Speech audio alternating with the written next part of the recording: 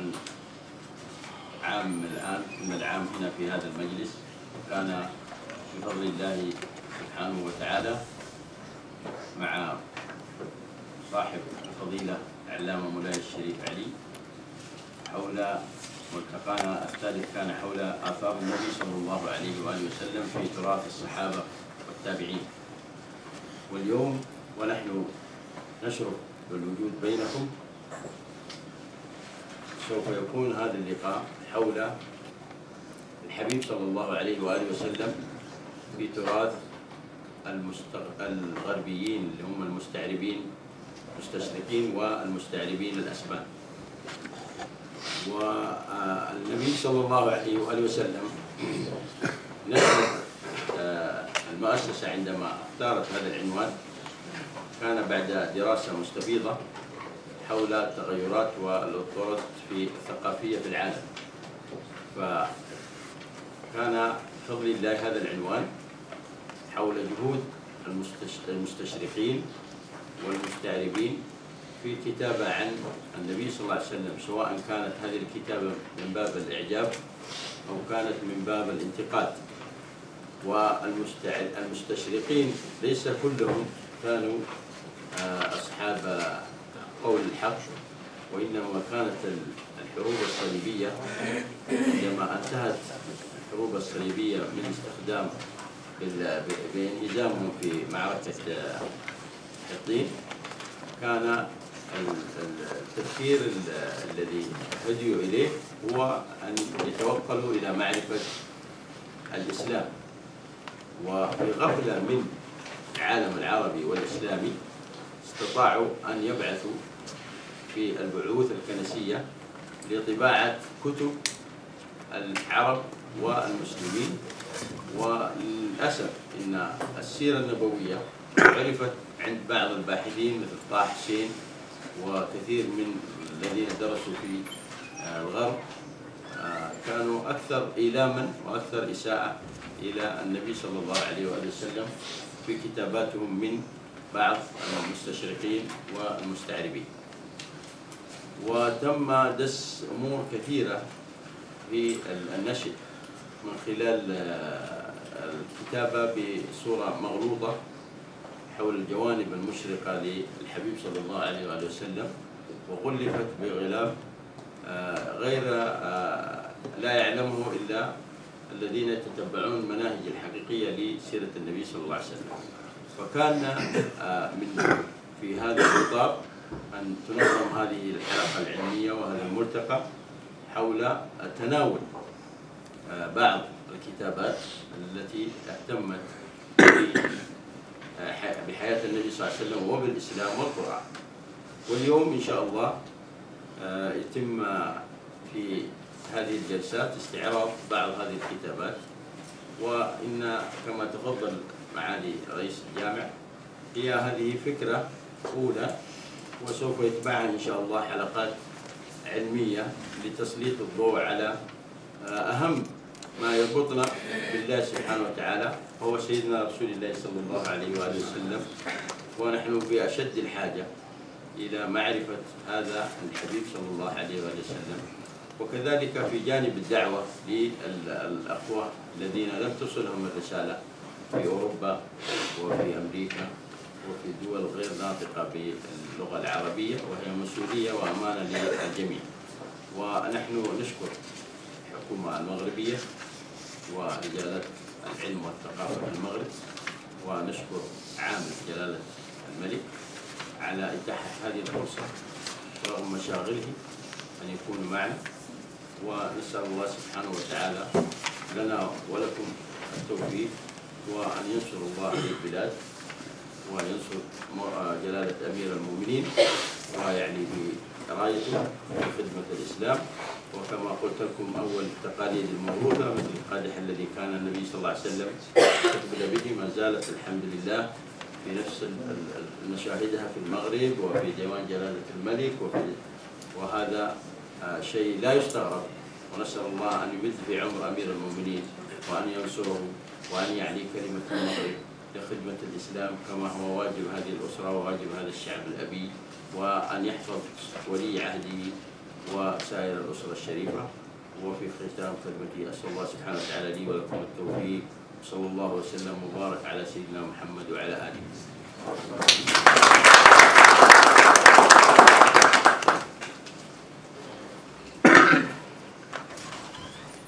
شكرا لفخامة رئيس الرابطة العلمية العالمية للأنساب الهاشمية على هذه الكلمة الطيبة في حق هذا البلد وعلى رأسه صاحب الجلالة. الكلمة الآن لرئيس المجلس البلدي لمدينة شفشاون، فليتفضل مشكورا.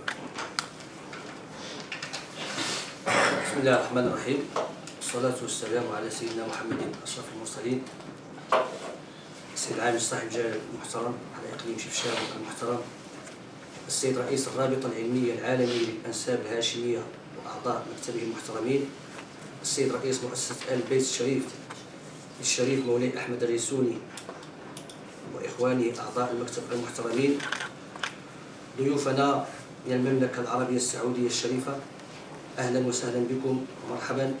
السادة العلماء الأجلاء الفضلاء، السادة رؤساء المصالح الخارجية، إخواني أخواتي، إنه لمن دواعي الفرحة والسرور أن تستضيف مدينتنا شفشاون مرة أخرى ملتقى رابع لآل البيت النبوي الشريف، وهو يختار موضوع من أهمية المكان حول سيدنا محمد صلى الله عليه وسلم بعيون المستشرقين المستغربين، يعني بعيونهم وعيون الآخر. هي ندوة هو ملتقى سيكلل إن شاء الله بالنجاح والتوفيق كما كللت الملتقيات السابقة. وقد سعدت كثيرا في السنة الماضية حينما شاركت معكم في قاعة البلدية في تلك الندوة الكبيرة والكريمة، والتي كان موضوعها أثر النبي صلى الله عليه وسلم. أشكركم لأنكم تساهمون في نشر الإسلام الوسطي المعتدل بين عموم الناس، بين الشباب، بين المسلمين، سواء كانوا في ديار المسلمين أو في ديار آخر، ديار الغرب والعالم الغربي. أشكركم لأنكم تحجون إلى بلد فيه أمير المؤمنين وعندنا هو حامي الملة وحامي الدين، وتسوقون لنبي هو نبينا جميعا ولدين هو ديننا جميعا. لذلك أجدد مباركتي لهذا الملتقى، أجدد شكري وامتناني للسادة المنظمين، وخصوصا منهم سيدي علي الشريف، وأيضا أشكر رئيس جامعة عبد الملك السعدي الذي ينشط هذه الندوة والذي يرأس هذه الندوة، الذي قدم إلينا مدينة تطوان. أشكره لتوفيره هذا الدعم المعنوي الكبير لهذا الملتقى، وتمنيت لكم بالنجاح والتوفيق، وشكرا لكم والسلام عليكم ورحمة الله تعالى وبركاته. شكرا جزيلا للسيد رئيس المجلس البلدي. الكلمة الآن إلى السيد رئيس المجلس العلمي المحلي بشفشاون، ليتفضل مشكور. بسم الله الرحمن الرحيم، الحمد لله رب العالمين، والصلاة والسلام الأتمان الأكملان على نبينا ومولانا محمد وعلى آله وصحبه أجمعين.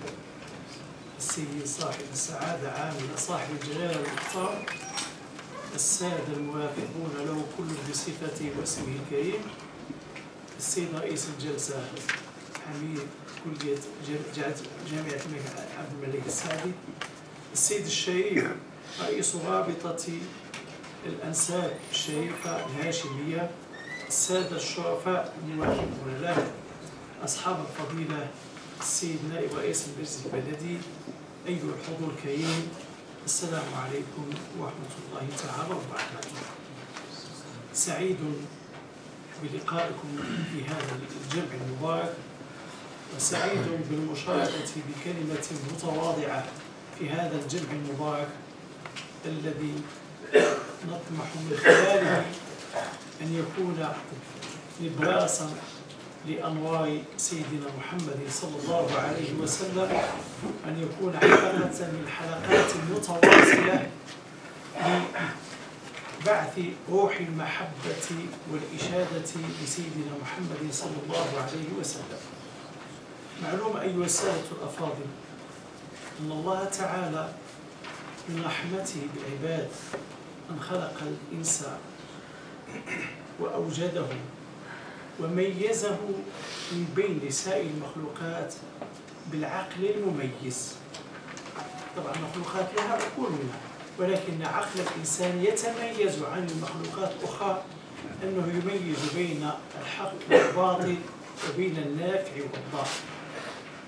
وصيانة للعقل من التيه والضلال بعث الله تعالى رسلا مبشرين ومنذرين موجهين وداعين الناس إلى ما ينفعهم في دينهم ودنياهم، ويبينون حقيقة عبود العبادة الواجبة والتي كلف الله بها العباد في قوله تعالى: وما خلقت الجن والإنس إلا ليعبدون. إلا أنه هذه الرسالات كانت في أمم خاصة، وختم الله تعالى الرسالات السماوية بأن بعث الله سيدنا محمد صلى الله عليه وسلم برسالة جامعة خاتمة للناس أجمعين صالحة عبر الأجيال والعصور إلى أن يرث الله الأرض ومن عليها، وما أرسلناك إلا رحمة للعالمين. لكن ما من دعوة الحق إلا ونجد لها خصوم وللباطل أنصار، فدعوة الحق دائما تعترضها خصومات أو يعترض الدعوة خصوم وللباطل أنصار. وهذا ما وقع لدعوة سيدنا محمد صلى الله عليه وسلم، فقد تفنن الأعداء في إبراز العداوة لرسول الله صلى الله عليه وسلم، حتى كان من آخر ما كان هذه الصور السلبية السيئة التي أثارها الأعداء حول رسول الله صلى الله عليه وسلم. ولكن المؤكد أن الله تعالى قيض في كل زمان ومكان ما يرد على الألسن وعلى أقلام الأعداء بما يناسبهم، فرغم تلون أوجه العداء فإن كل وجه يجد من يرده. والحمد لله نجد أن هذه الكلمات النبي السيئة في حق رسول الله صلى الله عليه وسلم هم أنفسهم يردون بها. معي بعض الفقرات من كتاب المعروف للعالم الأمريكي مايكل هارت، والذي ترجمه إلى العربية أنيس منصور. هذا الكتاب المعنون الخالدون المئة أعظمهم محمد صلى الله عليه وسلم، سأقرأ بعض الفقرات منه للبيان. هذا الكتاب قال، وهو طبعا هو ليس كتابا واحدا، فكما يقول هو بنفسه وليس هذا الكتاب إلا واحدا من عشرات الكتب التي صدرت أخيرا في العالم الغيبي المسيحي عن عظمة المسلمين والإسلام. هذا الكتاب اختار فيه أن أعظم الشخصيات التي كتب عنها هو سيدنا محمد صلى الله عليه وسلم.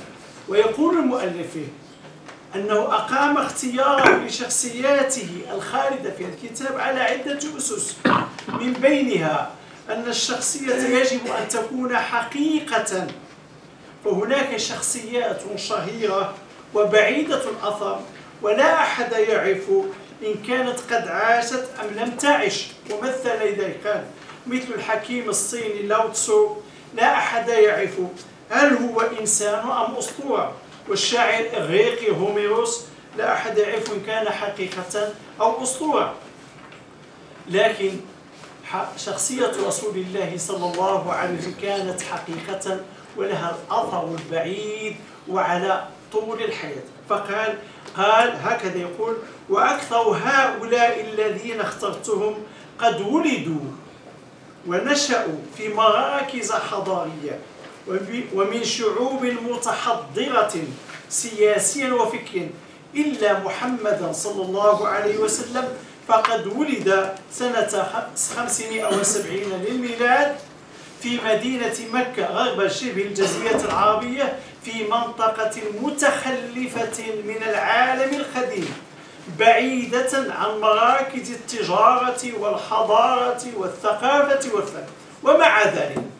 ومع ذلك أي مع هذه البيئة التي وجد فيها فقد استطاع، أقول هذا كلامه، فقد استطاع الرسول صلى الله عليه وسلم لأول مرة في التاريخ أن يوحد بينهم وأن يملأهم بالإيمان وأن يهديهم جميعا بالدعوة إلى الإله الواحد. ولذلك استطاعت جيوش المسلمين الصغيرة المؤمنة أن تقوم بأعظم غزوات عرفتها البشرية، فاتسعت الأرض تحت أقدام المسلمين من شمال شبه الجزيرة العربية، وشملت الإمبراطورية الفارسية على عهد الساسانيين وإلى الشمال الغربي، واكتسحت بيزنطة والإمبراطورية الرومانية الشرقية. والجدير بالذكر أن العرب كانوا أقل بكثير جدا من هذه الدول التي غزوها وانتصروا فيها. من بين الأسباب التي جعلت هذا المستشرق أو هذا العالم الأمريكي أن يختار على أعلى القائمة سيدنا محمد صلى الله عليه وسلم، قال من بينها أن الرسول محمد صلى الله عليه وسلم قد كان دوره أخطر وأعظم في نشر الإسلام وتدعيمه وإرساء قواعد شريعته أكثر مما كان لعيسى عليه السلام في الديانة المسيحية. وعلى الرغم من أن عيسى عليه السلام هو المسؤول عن مبادئ الأخلاق في المسيحية، غير أن القديس بولس هو الذي أرسى أصول الشريعة المسيحية، وهو أيضا المسؤول عن كتابة الكثير مما جاء في كتب العهد الجديد.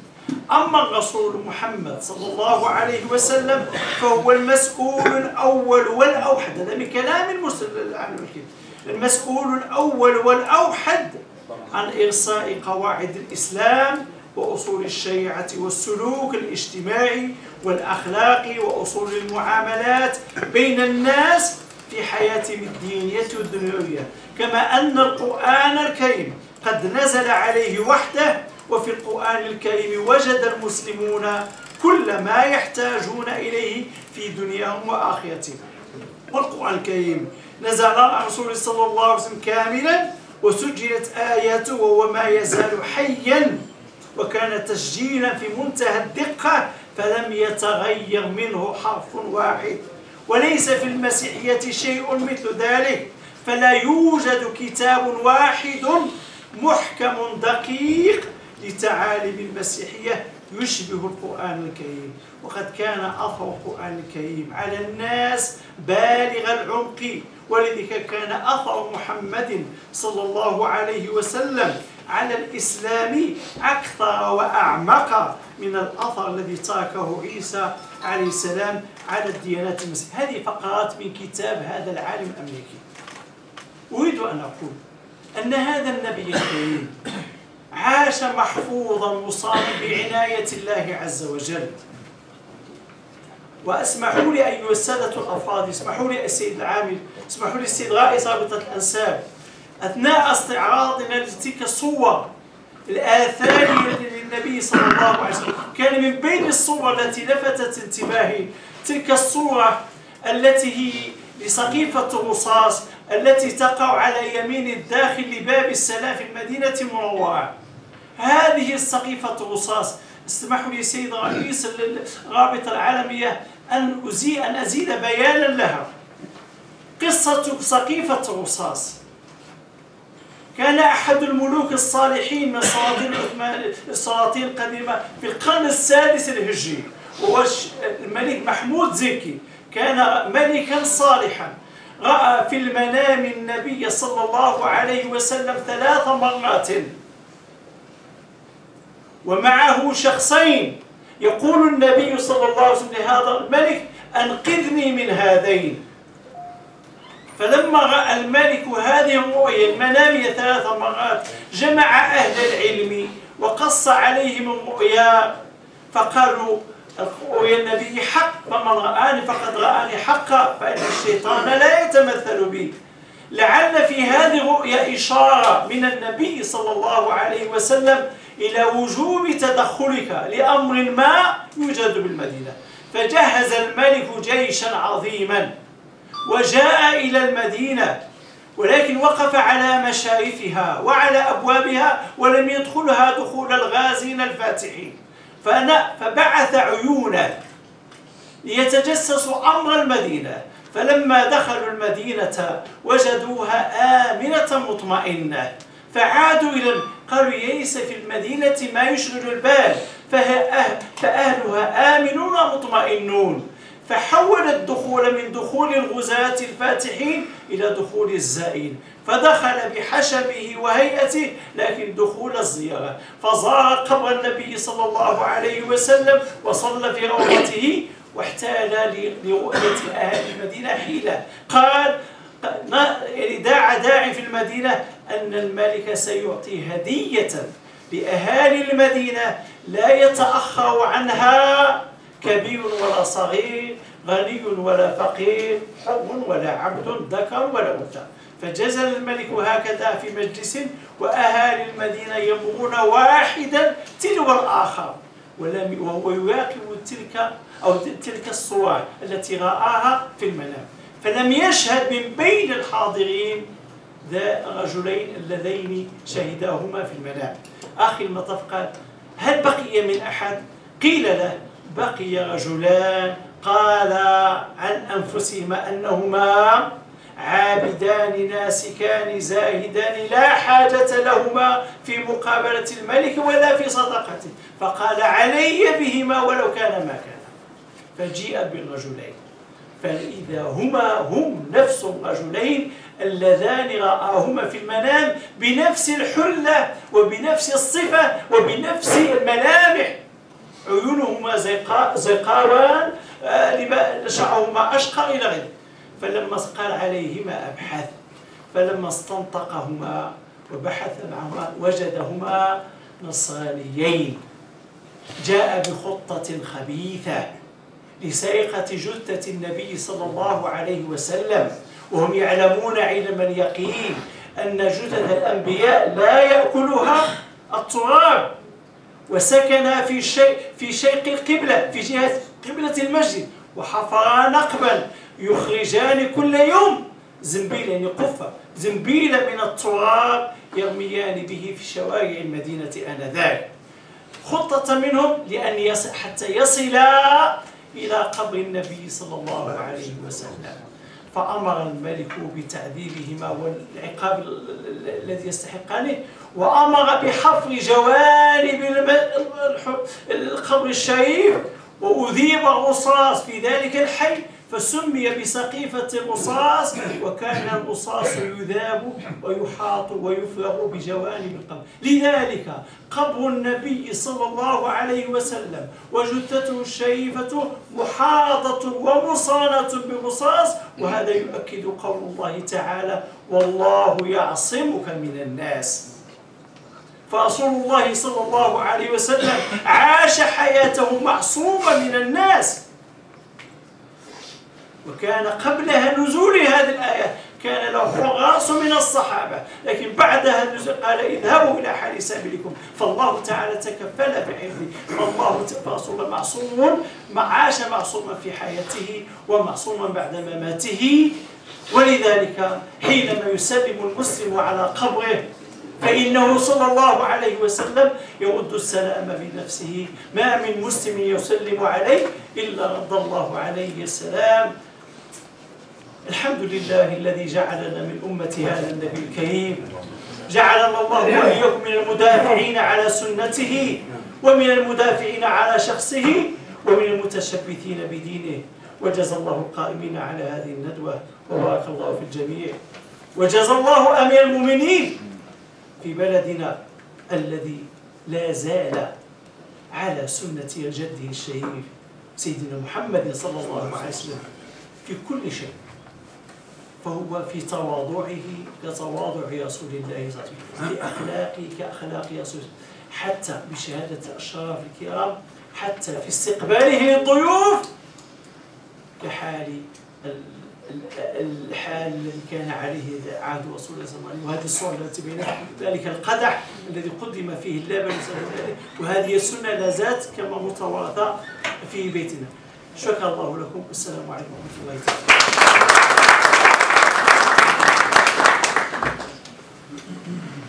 شكرا للسيد رئيس المجلس العلمي لمدينة تطوان عفوا شفشاون شفشاون.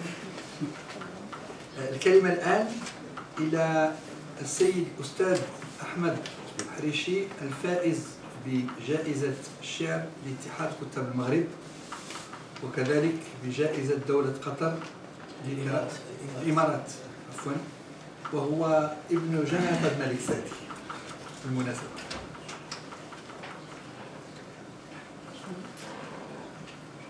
سلام عليكم سلام أنا راحل في هديل الكلام. سلام عليكم على العلماء، على الصلحاء، على الأنقياء، على الأتقياء، على كل من رضعوا من بياض الغمام. سلاما يضمد قلب الشهيد ويحملنا فوق ريش الحمام. سلام عليكم سلام.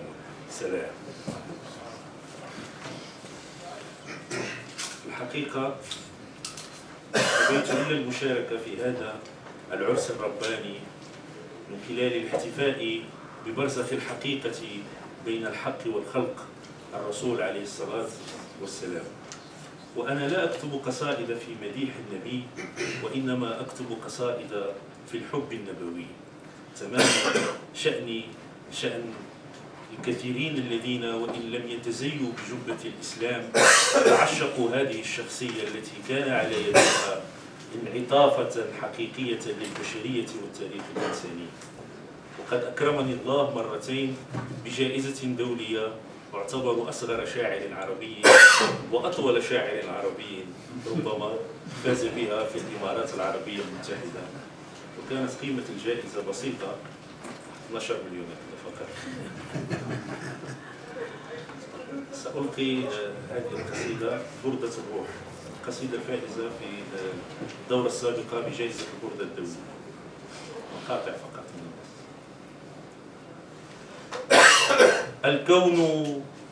الكون إحساس وبوح مطلق، من قال وحدك يا ابن آدم تنطق، فاحذر مجازك في المديح تقا وقل كاف المشبه شبهتان ومأزق، واسمع لروح الله في أشيائه وحي على شفة الوجود معتق. الكون يا علم الحقيقة والهدى في برزخ المعنى يحن ويعشق، وتسبح الأشياء ملء خشوعها لله في ذكر بحبك يعبق. فالريح أنفاس تهيم على المدى، والغيم في عرق المسافة مرهق، والليل سر من ذؤابة هاشم، والصبح كشف من ضيائك يشرق في هائمات الموج لوعة ذاكر متبتل، والبحر عشق أزرق. هشت لماء الطهر فيك جوامد، فالصخر قلب من حنانك يخفق، ويرتل الخطو الشريف معارجا تدني السماء إلى التراب، فيعلق قبس من الوحي العلي على الثرى. فالريح تتلو والنجوم تحدق، وظلال خطوك في الوجود سنابل للخير تنمو في الضمير، وتورق وتضم روح الكون. يا من يتمه للناس كل الناس حضن مشفق، تهدي الحياة إلى الحياة أخوة للعالمين، وعروة تتوثق تعفو فينقلب المسيء. وربما للماء في صلب الصخور تشقق يا سيد الكونين، يا جسرا أتى هديا لمن ركبوا السجود ليرتقوا. ما زلت أرتشف المقدس من دم عجنتك طينته فسال المطلق. إن قلت إني قد مشيت لبحركم فوق السطور وما غرقت، فصدقوا يتفرع المعنى زنابق في يدي لما تعطر منك ذاك الزنبق. قد فرق الله البهاء على الورى، قد فرق الله البهاء على الورى حتى تجمع في ما يتفرق. قد فرق الله البهاء على الورى حتى تجمع في ما يتفرق. من شوق آدم والمسيح ووعده ودعاء إبراهيم فيك تحقق، وتنزلت آيات صدقك شاهدا أن ليس غيرك آية تتحقق. فيرى المجوس على جلالة فيضكم نارا تجف وما أساوة يحرق. تتمازج الأضداد في أضدادها فيسل هدي من ضلال يزهق. فكأن آمنة الطهارة برزخ حق لخارطة الزمان. ومفرق تروي حليمة من شفاهك رشفة، فتكاد من نور النبوة تشرق. وتشق صدرك كف نهر طاهر من سدرة علوية يتدفق. وتضمك الرمضاء ما للهيبها يحنو على دمع اليتيم ويشفق.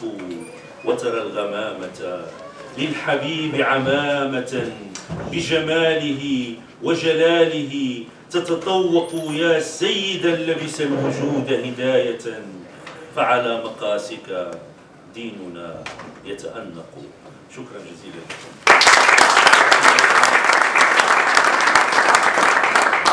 شكرا جزيلا للأستاذ أحمد ريشي على هذه الأبيات الشعرية الفاضلة. الآن الكلمة إلى ممثل مدارس محمد الفاتح في تطوان، فليتفضل مشكورا. محمد شاعر. مداخلة ما قبل الأخيرة، ونختم بكلمة السيد رئيس الرابطة مؤسسة آل البيت.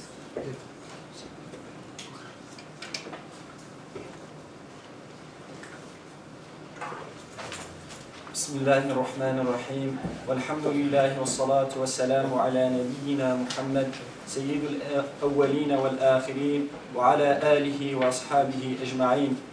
السادات الأساتذة الكرام، أما بعد، أيها الحضور الكريم، نتشرف باسم مدارس محمد الفاتح التابعة للخدمة بالتطوان بأن نحضر هذا اللقاء المبارك الذي يدور حول الموضوع التعريف بالدين الإسلام وبسيدنا محمد نبي الإسلام عليه أفضل الصلاة والسلام.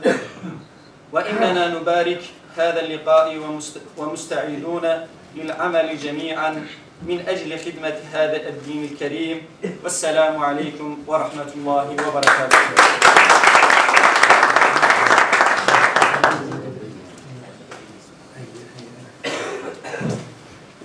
شكرا للأخ شال على هذه الكلمة. كلمة الآن إلى المجتمع، إلى ممثل المجتمع المدني الأستاذة سعيدة بن عياد، تتفضل مشكورا.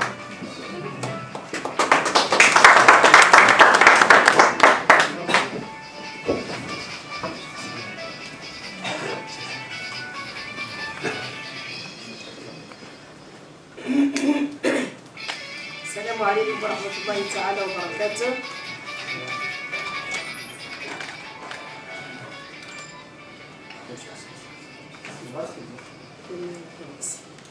صاحب السعادة عامل صاحب الجلالة على الدين ششاون المحترم، صاحب السعادة الدكتور جليل الأستاذ الكريم الشريف الحسيني الرئيس المدير العام للرابطة العلمية العالمية للأنساب الهاشمية في المملكة العربية السعودية الشريفة، صاحب السعادة الأستاذ الكبير المؤرخ الفقيه الأجل الشيخ مولي علي الريسوني رئيس مؤسسة آل البيت الشريف مولي أحمد الريسوني، أصحاب السعادة السادة الأساتذة الباحثين، إخواني أخواتي أيها الحضور الكريم. بداية أنوه بهذا الملتقى المبارك الذي يصل إلى دورته الرابعة والذي يعقد على أرض هذه المملكة المغربية الشريفة، وهذا إن دل على شيء فإنما يدل على رسوخ الإسلام ورسوه وتجذره وانسيابه على هذه الأرض الطاهرة المباركة المطهرة التي عرفت دخول الإسلام في 84 هجرية، ومن بلاد المغرب انطلقت إلى بلاد الأندلس، ومن هنا كان لا بد لهذه الانطلاقة أن تصاحبها عمليات أخرى متجلية في الفكر والتأليف والنشر وتوسيع قاعدة العلوم المرتبطة بهذا المنحى. فازدهرت هذه الحركة العلمية ونشطت في الآفاق، وصرنا نرى العديد من المؤلفات والكتب التي تمجد الإسلام والمسلمين وصاحب الرسالة الخالدة سيدنا محمد صلى الله عليه وسلم. ومن هنا بدأت أول عمليات الاهتمام لدى المستعربين والمستشرقين بجزيرة إيبريا وما جاورها، فكما انبثق حب وشوق الأمة الإسلامية إلى اقتفاء آثار النبي صلى الله عليه وسلم والتمثيل بها والاقتداء بسنته الغراء، نشأ وتولد لدى المستعربين حب تتبع هذه الشخصية البارزة الواضحة المعالم. من هنا كانت كرة الاهتمام في أول اتصال بين الشرق والغرب.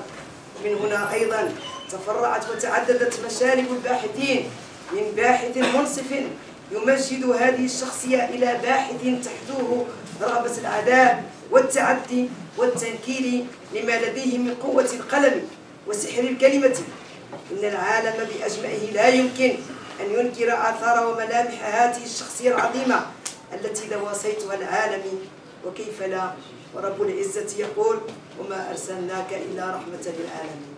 فباسم المجتمع المدني المحلي أنوه بهذه الدورة المباركة التي تنعقد في هذه الأرض الطاهرة المباركة، أرض الشرفاء، أرض المنافحين عن الشريعة وصاحب الشريعة الرسول صلى الله عليه وسلم. فأرجو لهذه الدورة النجاح والمعهود فيها، وأرجو للضيوف الكرام مقاما سعيدا بيننا في هذه المدينة وبين ظهرانينا كذلك. والسلام عليكم ورحمة الله تعالى. الأستاذة سعيدة بن عياد من وكالة المجتمع المدني. نختم هذه الجلسة الافتتاحية بكلمة التي سيلقيها الأستاذ الريسوني الذي هو رئيس مؤسسة آل البيت الشريف، آل البيت للشريف مولاي أحمد الريسوني، فليتفضل مشكورا.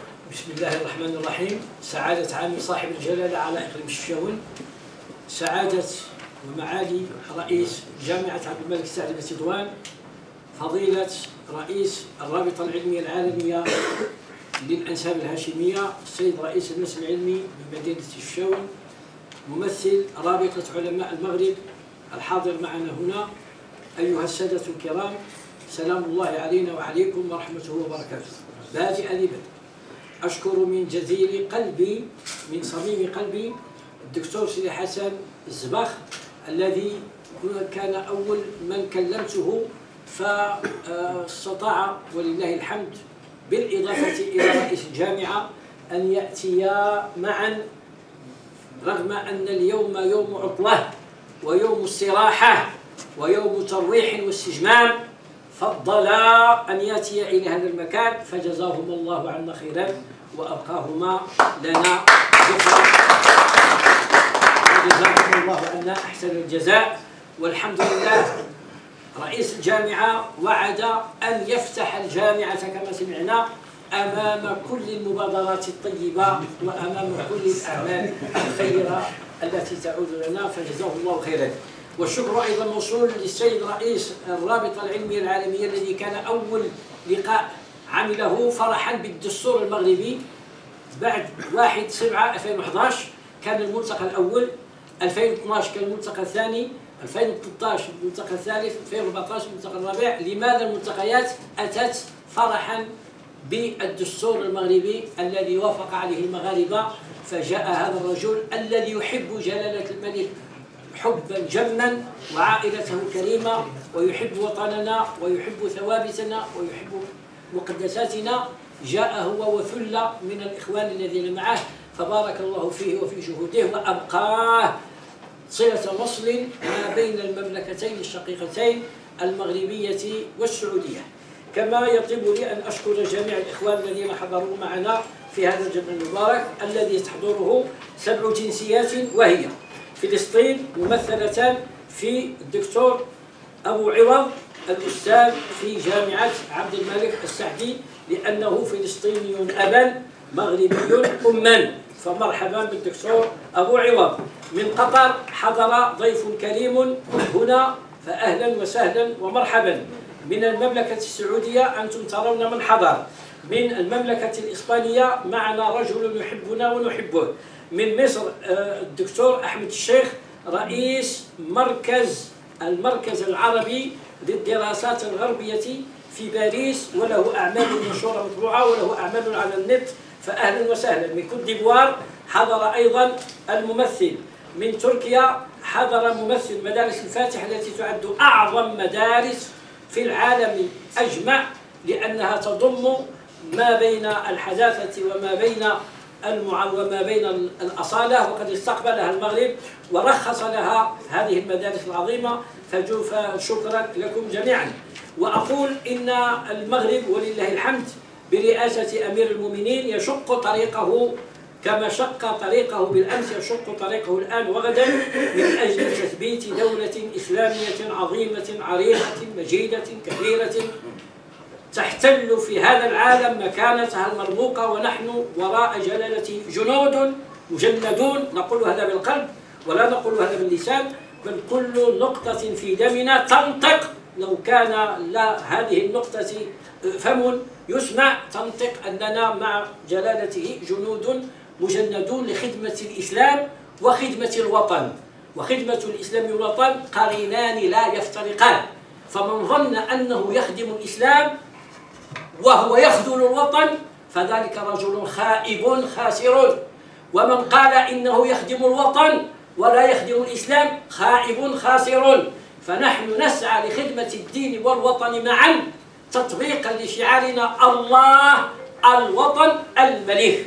فالله عز وجل خالقنا، فهو إذن صاحب دين الإسلام، لا بد أن نخدم دين الإسلام لأننا مسلمون نشأنا ونرجو الله أن نبقى مسلمين.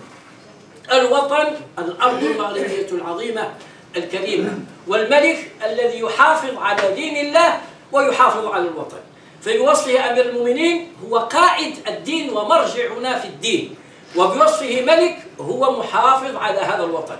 ففي شخصه الكريم تجتمع خصلة إمارة المؤمنين وتجتمع خصلة قائد الوطن وملك الوطن. فنحن إذن هنا نشكل عمل يدخل في ضمن أعمال المغاربة كلهم، وكل المغاربة ولله الحمد مخلصون لأمير المؤمنين. في هذا السياق قامت هذه الرابطة العلمية العالمية بتنظيم عدة حلقات، وقد رأينا اليوم المعرض الكريم الذي جاء به الشريف سيدي محمد بن علي الحسني الذي يرأس هذه الرابطة، الموجود مواقعها في النت، والتي تعد رابطة تجمع الأشراف وتربط ما بين أشراف مكة وأشراف المغرب الصلات. لا أريد أن أسترق من وقتكم الثمين أزيد من هذا، فشكرا لرئيس الجلسة الذي أبوه كان رئيسا للمجلس العلمي بتطوان، وكان عميدا لكلية أصول الدين بتطوان، وفي سنة 1956 دعني أقول هذا، بل في أول عمل من الأعمال الاجتماعية الكبيرة كان أبوك رحمه الله نجما لامعا في تطوان، وكان شاعرا وكاتبا وخاطبا ويتكلم باللغة الإسبانية في خطب الجمعة، في دروسه يتكلم بالأمازيغية القحة، ويتكلم باللغة الإسبانية على أعلى مستوى، ويتكلم باللغة العربية التي درسها في الأزهر عندما بعث المغرب البعثة الأولى في الثلاثينات. كان أبوك هناك في القاهرة المعزية في الأزهر في دار العلوم، فأنت نبتة من شجرة كريمة. والسلام عليكم ورحمة الله. شكرا جزيلا أستاذ الريسولي، أستاذنا ورئيس مؤسسة آل البيت. وشكرا طبعا للرابطة العلمية التي ارتأت بشراكة مع مؤسسة آل البيت لتنظيم هذه التظاهرة العلمية الفاضلة في هذه المدينة الفاضلة وهذا البلد الأمين الذي كان دائما ولا يزال قلعة من قلاع البلاد الإسلامية ومنبرا من منابر الإشعاع لديننا الحنيف، دين الإسلام، دين الحكمة والعلم والمحبة والاعتدال، تحت الرعاية السامية لصاحب الجلالة سليل البيت النبوي الملك محمد السادس نصره الله وأيده. والسلام عليكم ورحمة الله تعالى وبركاته. رفعت هذه الجلسة، طبعا ما بعد هذه الجلسة هناك جلسة 4 جلسات. الجلسة الأولى ستبتدئ الآن وستكون تحت الرئاسة حفل شيء. طبعا بعد الحفل الشيء لم أكن أعلم أن هناك حفل شيء. فشكرا. بعد الحفل الشيء الذي سيستغرق 10 دقائق إن شاء الله ستبدأ الحلقة الأولى أو الجلسة العلمية الأولى برئاسة الدكتور محمد علي بن صديق، أستاذ كرسي بجامعة القرويين وكلية أصول الدين بتطوان. وستكون هناك مداخلات مهمة، فطبعا الكل مدعو أن يرجع إلى هذه القاعة لإتمام هذه المعلمة وهذه المناظرة إن شاء الله التي ستكون لا محالة ناجحة 100 مليون% إن شاء الله. شكرا جزيلا.